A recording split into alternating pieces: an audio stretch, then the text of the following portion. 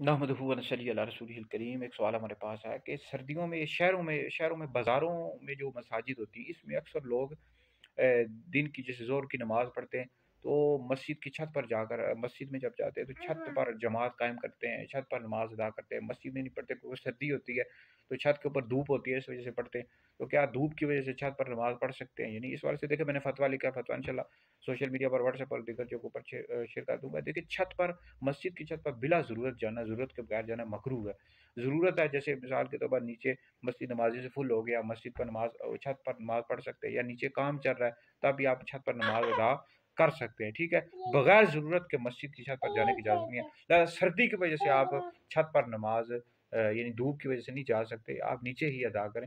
अब सर्दी बहुत ज़्यादा हो तो गैस वाले हीटर होते हैं मसाजिद में लगे होते हैं, ये लगा लें और नमाज अदा करें।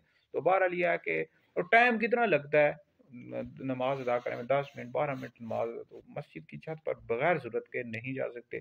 ज़रूरत हो तो बिल्कुल जा सकते हैं। लिहाजा सर्दी की वजह से धूप की वजह से आप छत पर नहीं जा सकते, आप नीचे ही मस्जिद में नमाज अदा करें, जमात भी नीचे ही कायम करें, ठीक है जी। और बहुत ज़्यादा सर्दी है तो गैस वाले हीटर इस्तेमाल करें। वीडियो सुने, दीगर लोगों तक पहुँचे, ये आप लोगों के लिए बहुत बड़ा सदका जारिया है।